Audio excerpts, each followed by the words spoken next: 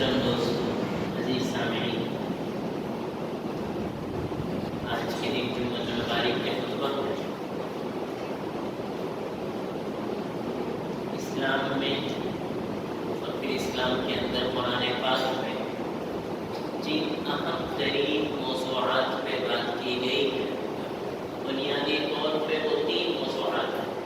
مکمل قرآن مجید میں جن اہم ترین مباحث کو جا بجا مختلف پیرانوں میں مختلف شکلوں میں ذکر کیا گیا ہے، بنیادی طور پر 3 امور 3 مباحث قرآن پاک میں ذکر ہے۔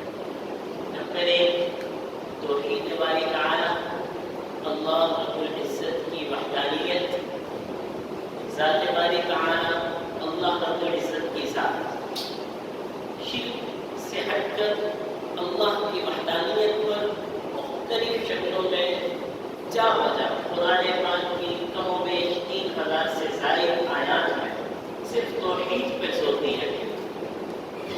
دوسری چیز جو قرآن پاک میں بہت کثرت سے ذکر کی گئی وہ ہے رسالت۔ انبیاء کرام علیہ الصلوات والتسلیم کا اللہ رب العزت کی طرف سے بطور پیغمبر انسانیت میں مبعوث ہونا اور انسانیت تک بطور پیغمبر نبی اور رسول ہونے کی حیثیت سے احکامات خداوندی کو پہنچانا اور رسول کا برحق ہونا، اور جناب نبی کریم رؤوف الرحیم خاتم النبیین صلی اللہ علیہ وسلم کی رسالت کو مختلف پیرایوں میں جا بجا دلائل کے ساتھ ثابت کیا ہے۔ نمبر 1 توحید باری تعالی، نمبر 2 رسالت، اور تیسری چیز جو قرآن پاک میں بہت کثرت سے ذکر کی گئی اور جس پر بہت زور دیا گیا وہ ہے آخرت، فکر آخرت۔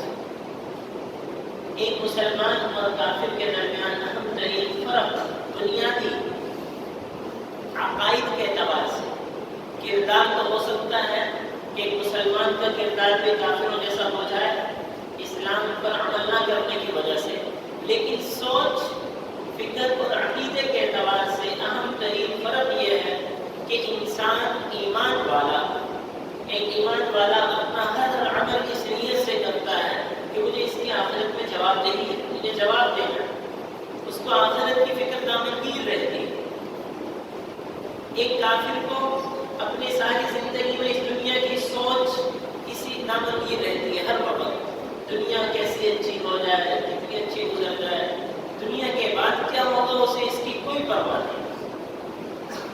فکر آخرت یہ وہ بنیادی موضوع ہے، یہ وہ فکر ہے جو اگر ایک ایمان والے میں پیدا ہو جائے تو معاشرے کی بیشتر برائیاں ختم ہو جائیں۔ میں نے گزشتہ جمعہ مبارک کے خطبہ میں ابتدائی چند جو تمہیدی باتیں ذکر کی تھی ان میں یہ بات اس پر خوب زور دیا گیا کہ ایک ایمان والوں میں، انسان میں جب آخرت کا خوف پیدا ہو جاتا ہے، جب اس کو اس بات کا ڈر پیدا ہو جاتا ہے، جب اس کو معلوم ہوتا ہے مجھے اللہ رب العزت کے حضور پیش ہونا ہے، جب اسے معلوم ہوتا ہے کہ میں جو عمل کر رہا زبان سے، میری زبان سے نکلی ہوئی ایک بات، میرے ہاتھ سے کیا ہوا ایک عمل، میری کمائی، میرا لین دین، ہر چیز کا مجھے حساب دینا ہے، تو انسان زبان سے کسی کو تکلیف نہ دے، ہاتھ سے کسی کو نقصان نہ پہنچائے، مالی اعتبار سے کسی کو حق پر غصب نہ کرے، کسی کے حقوق پر ڈاکہ زنی نہ کرے۔ یہ فکر آخرت ہی ہے جو انسان کو روک سکتی ہے۔ قانون سازی جتنی کر لی جائے، شیخ الاسلام مولانا مفتی تقی عثمانی صاحب دامت برکاتہ العالیہ فرماتے ہیں قانون سازی جتنی مرضی کر لی جائے، جتنی سختی سے سخت قانون بنا لیے جائیں، لیکن قانون سے ایک حد تک آپ اپنے عمل کو، اپنے قانون کو نافذ کر سکتے ہیں، جرائم بھی رکتے ہیں قانون سے۔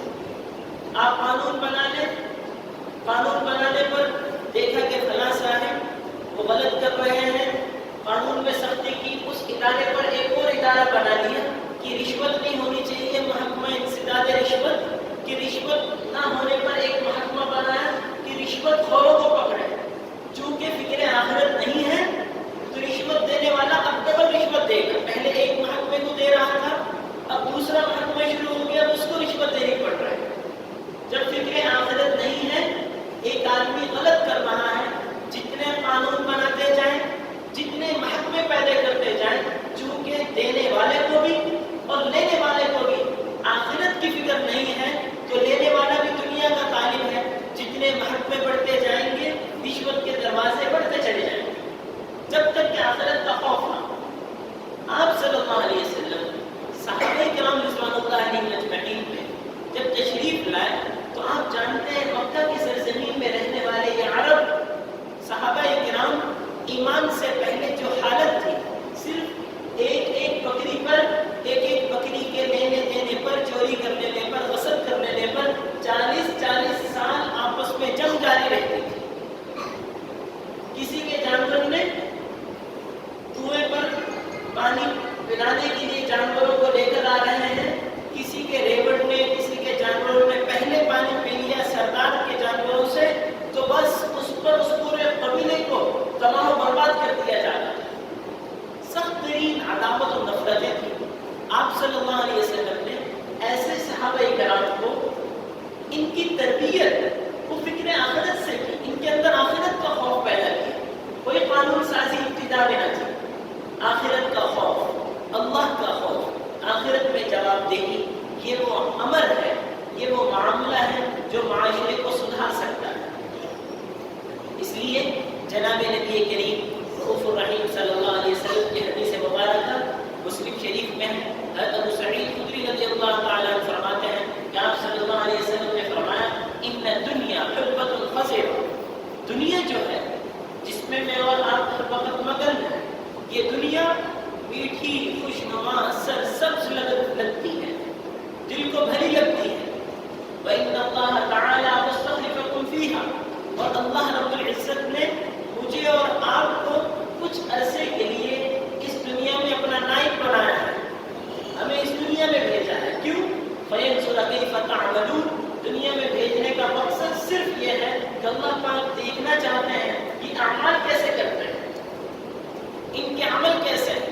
یہ دنیا کی رونقوں میں، اس کی خوشنمائی میں، اس میں پڑھ کر آخرت کو بھول جاتے ہیں، دنیا کے چند نفعوں کے خاطر حلال حرام کو چھوڑ کر اپنے بیوی بچوں کے دنیاوی کچھ سکون کی خاطر ہر طرح کے حرام میں پڑ جاتے ہیں، ہر طرح کی رشوت کے دروازے کھول لیتے ہیں، ہر طرح کا سود لے لیتے ہیں، بھائی کے حقوق کو غصب کر رہا ہوتا ہے دنیاوی نفع کی خاطر، یعنی آخرت کے خوف سے اس دنیا میں احکامات خداوندی پر مکمل 100% عمل کرتے ہیں۔ اس لیے اللہ پاک نے اس دنیا میں بھیجا ہے۔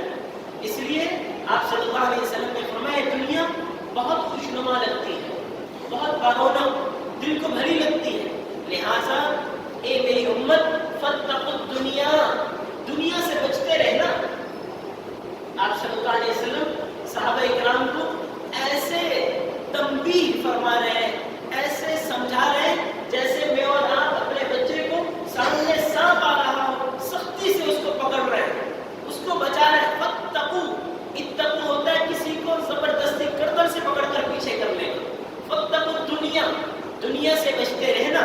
اور پھر فرمایا واتقوا النساء، دنیا کے فتنوں میں ایک اہم ترین فتنہ عورتیں ہیں، عورتوں سے بچتے رہنا۔ جب تک جائز طریقے سے اپنی خواہشات کو عورتوں سے پورا کیا جائے تو اس پر تو اجر ہے، ناجائز طریقے سے عورتوں کے فتنے سے بچتے رہنا۔ دنیا کے تمام فتنوں میں اہم ترین فتنہ خواتین کو ذکر کیا، یہ ایک الگ موضوع ہے۔ خواتین سے متعلق آپ صلی اللہ علیہ وسلم کے جو ارشادات ہیں، خواتین ہی کو ایسا نہیں ہے اسلام کی تعلیمات میں خواتین کو دل توڑا گیا ہے، خواتین کی حوصلہ شکنی کی گئی ہے، نہیں، اسی یہی خاتون تو ہے جس کے قدموں تلے جنت کو قرار دیا، وہ خاتون ہی تو ہے۔ یہی نہیں آیا کہ جنت نبی کے قدموں تلے ہے، فرمایا جنت تحت اقدام الامہات، جنت ماں کے قدموں تلے ہے، یہ خاتون ہی تو ہے۔ ایک صحابی آپ علیہ السلام کی خدمت میں حاضر ہوئے، یا رسول اللہ مجھے معلوم ہوا آپ جہاد پہ تشریف لے جا رہے ہیں۔ آپ نے فرمایا جی ہاں۔ یا رسول اللہ میری ایک درخواست ہے۔ فرمایا کیا؟ یا رسول اللہ میں بھی جہاد کے لیے جانا چاہتا ہوں۔ آپ نے پوچھا گھر میں کون ہے؟ یا رسول اللہ والدہ ہے۔ والد کہاں ہے؟ کہاں شہید ہو چکے ہیں۔ تمہارے بھائی کی طرح یا رسول یہی تیرا سب سے بڑا جہاد ہے۔ تو جب خواتین سے تعلق ایک جائز طریقے سے ماں کے احترام کی شکل میں، بہن کے حقوق کی شکل میں، بیوی کے حقوق کی شکل میں ہو، یہ تو افضل ترین عمل ہے۔ لیکن جب خواتین سے تعلق، عورتوں سے تعلق ناجائز شکل اختیار کر لے، یہ دنیا کا سب سے بڑا فتنہ ہے۔ اس لیے آپ صلی اللہ علیہ وسلم صحابہ کرام کو بار بار اس بات کو سمجھایا کرتے تھے کہ دنیا فانی ہے، دنیا میں پڑھ کر آخرت کو نہ بھول جانا۔ حضرت علی رضی اللہ تعالیٰ فرماتے ہیں کہ آپ صلی اللہ علیہ وسلم کثرت سے ایک دعا مانگا کرتے تھے، بخاری شریف میں روایت موجود ہے، آپ علیہ السلام کثرت سے ایک دعا مانگا کرتے تھے، دعا یہ تھی اللہم لا عیش الا عیش الآخرہ، اے اللہ اصل زندگی تو آخرت کی زندگی ہے، وہ بہتر کر دیجیے۔ آپ صلی اللہ علیہ وسلم کی آخرت کی زندگی تو بہتر ہے ہی، اس میں تو کوئی شک ہی نہیں۔ یہ دعائیں مجھے اور آپ کو سمجھانے کے لیے ہیں کہ میں اور آپ آخرت کی فکر کریں، اے اللہ ہماری آخرت کی زندگی بہتر کر دیجیے۔ آپ صلی اللہ علیہ وسلم اس دنیا کا فانی ہونا، دنیا کی بے ثباتی، دنیا کا عارضی ہونا اور اس کا دھوکے میں انسان کو دھوکے میں ڈالنے کو سمجھانے کے لیے آپ صلی اللہ علیہ وسلم کی ایک اور حدیث مبارکہ بخاری شریف میں آپ علیہ السلام نے فرمایا یتبع المیت ثلاثہ، جب کوئی میت مرحوم کوئی شخص فوت ہو جائے اس کو اپنے پیچھے تین چیزوں کو چھوڑ کر جاتا ہے، مالہ، اپنے مال کو چھوڑ کر جاتا ہے، وَأَهْلَهُ، اپنے اہل کو، رشتہ داروں کو، دوست احباب عزیز و اقارب کو چھوڑ کر جاتا ہے، وَعَمَلَهُ، اپنے عمل کو چھوڑ کر چلا جاتا ہے۔ مال، رشتہ دار اور عمل، اس کا کردار، یہ تین چیزیں انسان چھوڑ کر جاتا ہے۔ فرمایا دو چیزیں تو اس کو قبر میں دفنا کر واپس آ جاتی ہیں، مال بھی گھر میں دھرا رہ جاتا ہے، رشتہ دار بھی واپس چلے جاتے ہیں۔ فرمایا فَيَبْقَى عَمَلُهُ، صرف عمل باقی رہتا ہے، انسان کا کردار باقی رہتا ہے۔ احادیث شریف میں اس سے اندازہ لگائیے انسان وہ بیٹے، وہ بیوی، وہ رشتہ دار، وہ دوست جن کے ساتھ جن کے بغیر ہفتے کی رات نہیں گزرتی تھی، کوئی فنکشن، کوئی میٹنگ جن کے بغیر آدمی اٹینڈ نہیں کرتا تھا، جن کے بغیر ایک پل گزارنا مشکل تھا، جن کے سہارے سے انسان اپنی زندگی سمجھتا تھا، اور وہی جب انسان کو دفنا کر چلے جاتے ہیں۔ مشکوٰۃ شریف میں بالکل دوسرے صفحے پر یہ حدیث مبارکہ موجود ہے، وَإِنَّ الْمَيِّتَ لَيُسْمَعُ قَرْعَ نِعَالِهِ، جب میت کو اس کے رشتہ دار، عزیز و اقارب قبر میں دفنا دیتے ہیں، دفنانے کے بعد جب واپس جا رہے ہوتے ہیں تو ان کے جوتوں کی آہٹ میت کو سنائی جاتی ہے۔ لَيُسْمَعُ، خاص، ویسے تو وہاں جو کچھ ہوتا ہے سنایا جاتا ہے، لیکن ابھی فرشتوں کا حساب کتاب نہیں شروع ہوتا۔ من ربک، من نبیک، من دینک، رب کون ہے، نبی کون ہے، دین کیا ہے، ابھی یہ سوالات نہیں شروع ہوتے۔ ان سوالات فرشتوں کے آنے سے پہلے جب یہ لوگ جا رہے ہوتے ہیں، ان کے واپسی کی جوتوں کی آہٹ قرع نعالہم وہ سنائی جاتی ہے، اور سنا کر اس میت کو یہ پیغام دیا جاتا ہے، یہ تھے وہ لوگ جن کے بغیر آپ اپنی زندگی کا ایک لمحہ بھی گزارنا مشکل سمجھتے تھے، یہ تھے وہ دوست احباب، یہ تھی وہ اولاد جس کے لیے تم زندگی بھر محنت کرتے رہے، جن کے لیے نہ حلال کو دیکھا نہ حرام کو دیکھا۔ یہ سنانے کا مقصد ہو، آج یہ سب لوٹ رہے ہیں۔ حدیث شریف میں بڑا تفصیل سے ذکر ہے، اس میں سمجھانا ہے امت کو، انسان کو، کہ زندگی اصل آخرت ہے، دنیا کی زندگی ہے فانی ہونے والی ہے۔ احادیث شریف میں ہے پھر یہ قبر، یہ گڑھا نہیں ہے۔ اگر انسان کے نیک اعمال ہو اور نیکیاں کی ہو زندگی میں، اور وہ نیکی کی بھی ہو، کرنے کے ساتھ ساتھ قبول بھی ہوئی، کیونکہ نیکی کرنا آسان ہے، نیکی کو بچا کر لے جانا قبر تلک، حشر کے دن تک یہ بہت مشکل ہے۔ انسان کو شیطان نیکی تو کرنے ہی نہیں دیتا، اگر کر لے تو پھر اس کو محفوظ نہیں رہنے دیتا، یا تو دکھلاوے کی شکل میں، ریا کی شکل میں انسان ایسی جگہ کہیں بات کر دیتا ہے اپنی نیکی کی، دکھلاوے کی شکل میں نیکی ضائع ہو جاتی ہے، یا خدا نہ خواستہ کوئی ایسا گناہ ہو گیا جس سے نیکی ضائع ہو جائے، تو نیکی بھی کی اور اس نیکی کو قبر تک لے کے گیا، تو اور وہ نیکی اللہ پاک نے قبول فرما لی، اس کی وجہ سے، اس نیک عمل کی وجہ سے اللہ پاک قبر میں ایک نور پیدا فرماتے ہیں، اس قبر کے نور، اس عمل کے نور کی وجہ سے، اس کی روشنی کی وجہ سے آپ علیہ السلام نے فرمایا قبر کو گڑھا نہ سمجھو، یا یہ جنت کے باغوں میں سے ایک باغ بنا دی جاتی ہے یا جہنم کے گڑھوں میں سے ایک گڑھا بنا دیا جاتا ہے۔ اس آخرت کی تیاری یہ ہمارے اور آپ کے ذہنوں میں ہر وقت ہمیں اس کی فکر ہونی چاہیے۔ ہر وقت جیسے ہم صبح اٹھتے ہیں، ہمیں اپنی دکان کی فکر ہوتی ہے، اپنے کاروبار کی فکر ہوتی ہے، اپنے کام کاروبار کی فکر ہوتی ہے، ملازم پیشہ حضرات کو ملازمت کی فکر ہوتی ہے، ایسے اسی طرح ہمیں آخرت کی فکر بھی ہر وقت ساتھ ساتھ رہنی چاہیے۔ آپ صلی اللہ علیہ وسلم نے فرمایا جب نیک آدمی کو قبر میں دفنا دیا جاتا ہے، اس کے نیک اعمال کی بدولت جب اس کو قبر میں لٹا دیا جاتا ہے، تو اللہ پاک اس بندے کو فرماتے ہیں نم کنومت العروس، اب اس طرح سو جاؤ جیسے دلہن سوئی ہوتی ہے، لا یمکنہ الا احب اہلہ، اس کو تو صرف اس کا وہی شخص جو اسے سب سے زیادہ محبوب ہوتا ہے، یعنی اس کا دلہا، اس کا شوہر ہی اب اس کو بیدار کرے گا، اے بندے اب تو سو جا، اب تجھے میں خود بیدار کروں۔ حشر قیامت آتی ہے، ہزاروں سال گزر جاتے ہیں، اس کو پتہ ہی نہیں چلتا اس شخص کو۔ اور بھی مختلف روایات ہیں، اس قبر کی تیاری کرتی ہے۔ دنیا کی حقیقت، یہ دنیا کا فانی ہونا، یہ قبر میں کھلتا ہے۔ محترم دوستو، اب قبر میں انسان کو حقیقت تو کھل گئی کہ دوست بھی میرے ساتھ نہیں، رشتہ دار بھی میرے ساتھ نہیں، عزیز و اقارب، بھائی بیٹے سب میرے ساتھ نہیں، مال میرے ساتھ نہیں۔ تو قرآن پاک میں ہے یہ انسان اگر زندگی میں نیکیاں نہ کی، اللہ پاک کے احکامات کو پورا نہ کیا ہو، تو قبر میں کہتا ہے فَأَصَّدَّقَ وَأَكُن مِّنَ الصَّالِحِينَ، اے اللہ مجھے واپس دنیا میں بھیج دیجئے، میں پھر خوب صدقات و خیرات کروں گا۔ اے اللہ مجھے واپس پلٹ دیجئے، واپس بھیج دیجئے۔ فَأَصَّدَّقَ، خوب صدقات و خیرات کروں گا۔ ایک ہوتا ہے فَأَصْدِقُ کہ میں تھوڑا بہت صدقہ، فَأَصَّدَّقَ میں خوب صدقات و خیرات کروں۔ اس سے اندازہ ہوتا ہے کہ صدقات و خیرات کی کیا فوائد ہیں، قبر میں جاتے ہی انسان کو کھلتے ہیں۔ اور دوسرا وَأَكُن مِّنَ الصَّالِحِينَ، اے اللہ میں اب اپنے اچھے دوست رکھوں گا، میں نیک لوگوں کے ساتھ رہوں گا۔ اب انسان کو حقیقت تو کھلی نیک اعمال کی، لیکن کیا اس کو واپس بھیجا جائے گا؟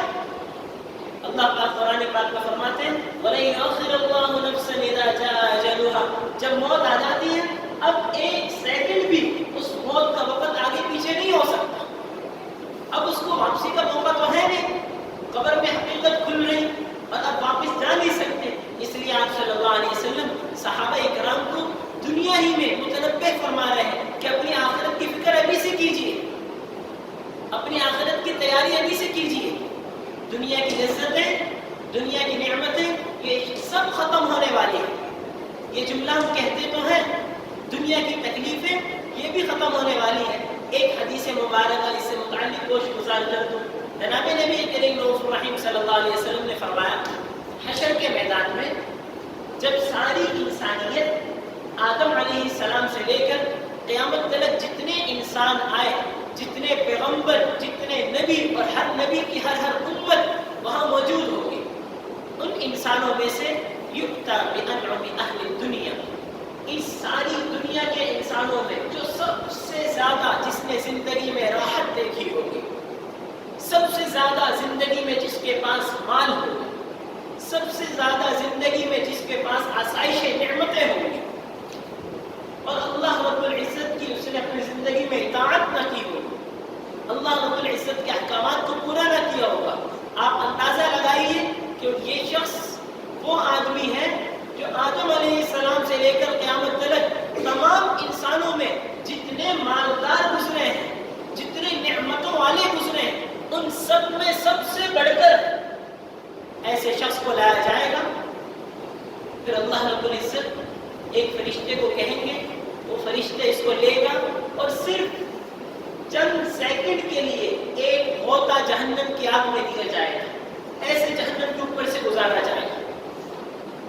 پھر اللہ پاک اس بندے سے پوچھیں گے میرے بندے یا ابن آدم اے انسان هل رأیت نعما قط کیا تو نے دنیا میں کبھی کوئی نعمت دیکھی تھی؟ دنیا میں کبھی تجھے کوئی راحت ملی تھی؟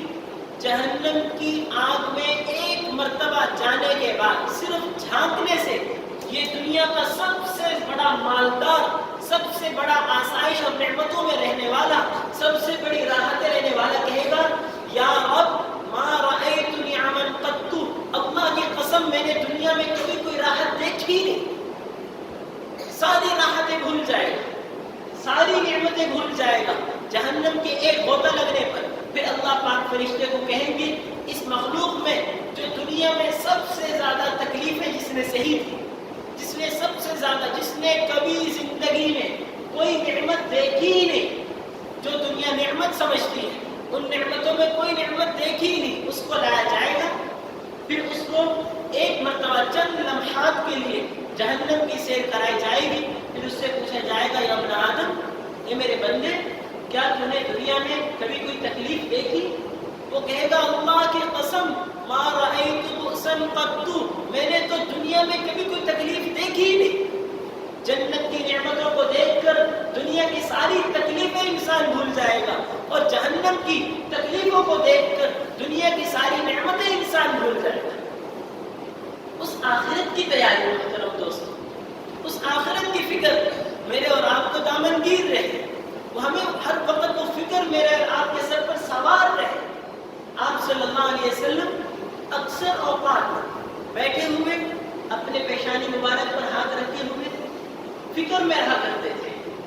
کس چیز کی فکر تھی آپ صلی اللہ علیہ وسلم؟ یہ آخرت کی فکر۔ ایک مرتبہ ایک صحابی نے عرض کیا یا رسول اللہ آپ کی داڑھی مبارک میں سفید بال آ گئے۔ آپ علیہ السلام نے فرمایا شیبتنی ہود کہ مجھے سورہ ہود نے بوڑھا کر دیا۔ جن صورتوں کے اندر آخرت کا ذکر ہے، جن صورتوں کے اندر قیامت کا ذکر ہے، ان صورتوں کی تلاوت نے مجھے بوڑھا کر دیا۔ آپ صلی اللہ علیہ وسلم رحمت للعالمین جن کے دنیا میں آنے سے پہلے اللہ پاک نے فرما دیا لیغفر لک اللہ ما تقدم من ذنبک وما تأخر، آپ کے اگلے پچھلے جو بھی گناہ پہلے سے ہی بخشا ہے، آپ تو بخشا ہے، ان کو یہ فکر ہے تو میرے اور آپ کو کتنی فکر ہونی چاہیے؟ مجھے اور آپ کو آخرت کی کتنی فکر ہونی چاہیے؟ آخرت کی فکر سے کیا مراد ہے؟ آخرت کی فکر سے یہ مراد ہے کہ میں اور آپ اپنے کام کاروبار میں جائیں، ملازم پیش حضرات ملازمت کے اوقات میں جائیں، لیکن ہر عمل کرتے ہوئے یہ فکر رہے کہیں میں اللہ کے حکم کو تو نہیں توڑ رہا، کہیں میں اللہ رب العزت کی نافرمانی تو نہیں کر رہا، کہیں میرا یہ عمل، میری زبان سے نکلا ہوا یہ بول کہیں اللہ رب العزت کے احکام کی خلاف ورزی تو نہیں ہو رہی۔ یہ فکر آخرت ہے۔ ایسا نہیں ہے، یہ آپ صلی اللہ علیہ وسلم کی امت میں خاص طور پر ایسا نہیں ہے جیسا کہ عیسائیوں میں رہبانیت آ گئی تھی، جنگلات میں چلے گئے ہیں، ہر وقت سوچ میں اور تنہائیوں میں خلوتوں میں زندگی گزارتی، نہ بیوی کا خیال، نہ بچوں کا خیال، نہ کاروبار، نہ روزگار۔ نہیں، کاروبار روزگار ہوگا، تاجر پیشہ حضرات تجارت میں جائیں گے، ہم اپنے آفس میں کام کریں گے، لیکن ہر عمل کرتے ہوئے یہ فکر رہے کہ مجھے میرا اللہ دیکھ رہا ہے، میں اللہ رب العزت کے احکامات کو نہیں توڑ رہا۔ یہ دنیا جس میں ہم رہ رہے ہیں، اس کی مثال آپ صلی اللہ علیہ وسلم نے دنیا کی حیثیت سمجھانے کے لیے مسلم شریف میں حدیث موجود ہے۔ حضرت مستورد ابن شداد رضی اللہ عنہ فرماتے ہیں آپ صلی اللہ علیہ وسلم نے فرمایا دنیا ایسے ہے جیسے ہم میں سے کوئی شخص سمندر میں اپنی انگلی ڈالے اور پھر باہر نکالے، انگلی پر جتنا پانی لگے گا اس پانی کے بقدر بھی دنیا نہیں ہے، اور جو پانی رہ گیا ہے یعنی سمندر، اس کے برابر آخرت ہے، اور اس سے بھی کئی گنا زیادہ۔ میں اور آپ سمندر میں انگلی ڈال کر جو انگلی پہ پانی لگ گیا ہے، جسے آپ صلی اللہ علیہ وسلم نے فرمایا دنیا تو بس اتنی ہے، تو جو انگلی پہ پانی لگا ہوا اس کی فکر میں صبح و شام ہر وقت وہی فکر تھا دامنگیر، وہی فکر ہمارے سروں پہ سوار، اور وہ جو سمندر کے برابر پانی رہ گیا، وہ جو مرنے کے بعد آخرت کی زندگی ہے، اس کی فکر، اس کے خیال، اس کے لیے صبح اٹھے شام کو گئے، صبح دکان پہ گئے شام کو گھر آئے، سوئے اور پھر چلے گئے، ایک مشین کی شکل میں زندگی چل رہی۔ ایک ایمان والے کی زندگی ایسی نہیں تھی۔ ایمان والے کی زندگی اعمال کے ساتھ ساتھ آخرت کی فکر ہوا کرتی تھی۔ موت تو ہر وقت آتی ہے۔ محترم دوستو، کافروں نے ہر چیز کا انکار کیا، ایک ایسی چیز ہے جس کا انکار نہ کر سکے، موت ہے۔ موت کا کون انکار کر سکتا؟ جس طرح موت کا آنا یقینی ہے، اتنا یہ بات بھی غیر یقینی ہے کہ کب آ جائے۔ ہر چیز کی تحقیق ہو سکتی ہے، لیکن یہ تحقیق نہ ہو سکی کہ موت کب آئے گی، اس کا آنے کا وقت بھی معلوم نہیں، اور میں اور آپ اس کے لیے کتنی تیاری کر رہے ہیں اسی فکر کو پیدا کرنے کے لیے آج کے خطبے میں یہ حدیث مبارکہ آپ حضرات کے گوش گزار کی ہے۔ محترم دوستوں، آخرت کی فکر پیدا کیجیے۔ آخرت کی فکر کے لیے حضرت مولانا اشرف علی تھانوی نور اللہ مرقدہ نے امام غزالی رحمہ اللہ کا ایک وعظ اردو میں ذکر کیا ہے، میں اس کو اختصار کے ساتھ آپ حضرات کے گوش گزار کروں۔ امام غزالی رحمہ اللہ فرماتے ہیں، اگر ایمان والے اپنی زندگی میں 4 اعمال کر لیں تو اللہ پاک آخرت کا فکر ان کے اندر پیدا فرما دیں گے، اور یہ وہ لوگ ہوں گے جن سے خود اللہ رب العزت ملاقات کی خواہش رکھیں گے۔ کیونکہ حدیث شریف میں ایمان والا ہر وقت، اچھے ایمان والا ہر وقت اس بات کا طلب کرتا ہے کہ میں کب اس دنیا سے چلا جاؤں اور اپنے رب سے ملاقات کروں۔ اور فرمایا ایسے ایمان والے سے حدیث شریف میں اللہ رب العزت بھی ہر وقت ملاقات کی خواہش رکھتے ہیں، ان کی بھی تمنا ہوتی ہے کہ کب یہ آ جائے، لیکن ایک تقدیر اللہ رب العزت نے ان کی مقرر کی ہے، اس تقدیر کے مطابق جب موت آئے گی تبھی اللہ رب العزت سے ملیں گے۔ فرمایا 4 اعمال کیے جائیں۔ نمبر 1، جب صبح انسان اٹھنے کے بعد سب سے پہلے ایک معاہدہ کرے، ایک وعدہ کرے، اے اللہ آج کے دن میں جو بھی کام کر رہا ہوں، دکان کے لیے جا رہا، کاروبار کے لیے جا رہا، جہاں بھی میری روزی لگی ہوئی ہے، اے اللہ مجھے اس بات کی توفیق نصیب فرما کہ میں آپ کے کسی حکم کو نہیں توڑوں گا۔ اس بات کا وعدہ کرے خود اپنے آپ سے، یہ ایک ارادہ ہے، میں نے اور آپ نے کہنا ہے، توفیق تو اللہ پاک دے گی۔ ایک وعدہ، اے اللہ اب ظہر کے نماز کا وقت آئے گا، نمازوں کا وقت آئے گا، دوست احباب کے ساتھ اٹھنا بیٹھنا ہوگا، میں کہیں آپ کے احکام کی خلاف ورزی نہ کروں، اس کا میں عہد کرتا ہوں، ارادہ کرتا ہوں، اے اللہ اس ارادے کو پورا کرنے کی توفیق نصیب فرما۔ یہ تو صبح اٹھ کر ایک معاہدہ ہو گیا۔ پھر اس کے بعد صبح سے شام تک جہاں جہاں جائیں اب مراقبہ ہو۔ مراقبہ عربی زبان کا لفظ ہے، یعنی اب فکر ہو، ہر وقت خیال ہو کہ کہیں میں جو کام کر رہا ہوں، کہیں میں اللہ رب العزت کے احکام کو توڑ تو نہیں رہا، یہ جو میں معاہدہ کر رہا ہوں، یہ جو میں لین دین کر رہا ہوں، کہیں آپ صلی اللہ علیہ وسلم نے اس سے منع تو نہیں فرمایا۔ ہر عمل میں یہ فکر ہو، جہاں جہاں میں جا رہا، جس سے ملاقات کر رہا، جن چیزوں کو میں دیکھ رہا، کہیں میرے اللہ نے اسے منع تو نہیں فرمایا۔ ہر وقت اس بات کا دھیان۔ 2 کام ہو گئے، صبح کے وقت ایک وعدہ، پھر سارے دن اس کی فکر، پھر رات کو سونے سے قبل کھانا کھا کر جب لیٹ گئے بستر پر بیٹھ جائے آدمی، اور پھر اس کے بعد محاسبہ، اب حساب۔ حدیث شریف میں ہے، گزشتہ سال اس حدیث مبارکہ پر تفصیل سے جمعۃ الباری کا خطبہ بھی آپ حضرات کے گوش گزار کیا تھا۔ آپ علیہ السلام اپنے صحابہ سے کثرت سے فرمایا کرتے تھے، حاسبوا قبل ان تحاسبوا، اپنا حساب کتاب کرتے رہا کرو اس سے پہلے کہ وہ وقت آ جائے کہ فرشتے تمہارا حساب کتاب کریں۔ اس کو کہتے ہیں محاسبہ۔ رات کو سونے سے قبل میں اور آپ محاسبہ کریں، آج صبح سے شام تک میرے اللہ پاک کے مجھ پر جو احکامات تھے، میں نے کہیں کسی عمل کی خلاف ورزی تو نہیں کی۔ اگر خدا نہ خواستہ خلاف ورزی ہو گئی ہو تو اس پر توبہ و استغفار، اور اگر خلاف ورزی نہ ہوئی ہو تو اس پر شکر۔ بسا اوقات انسان گناہ کرتا ہے اور پھر رات کو سونے سے قبل صرف اس پر ندامت دل میں کہ یار میں نے غلط کیا ہے۔ یہ ندامت، بسا اوقات یہ شرمندگی انسان کو 1000 نیکیوں سے زیادہ اجر دلا دیتی ہے۔ حضرت معاویہ رضی اللہ تعالیٰ عنہ تہجد کی نماز میں نہ اٹھ سکے تو اس فکر میں فجر کے بعد مسجد میں بیٹھے بیٹھے کافی دیر روتے رہے کہ آج مجھ سے تہجد کی نماز چھوٹ گئی. بہرحال ساری زندگی ساری دن اسی ندامت کے مجھ سے تہجد کی نماز چھوٹ گئی. اگلی رات آرام کر رہے ایک شخص آیا گھر کے صحن میں اور پاؤں سے اٹھایا اٹھ جاؤ اور تہجد پڑھ لو. معاویہ رضی اللہ عنہ نے کہا آپ کون؟ کہا ابلیس. کہا کیا کرنے آئے ہو؟ تہجد کو اٹھانے کے لیے. تم تو ابلیس ہو, تمہارا کام تو سلانا ہے. کہا کل تم سے تہجد چھوٹی تھی اور اس پر تمہارے ندامت کے آنسو نکلے تھے.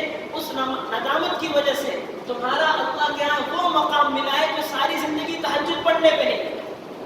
اس لیے محترم دوستو, رات کو سونے سے قبل زندگی صبح سے شام تک جو عمل ہوئے ہیں اس پر محاسبہ, جو غلطی ہو گئی ہو اے اللہ اس پہ معاف فرما. دعا فرمائے العالمین مجھے اور آپ کو آخرت کی تیاری کرنے کی توفیق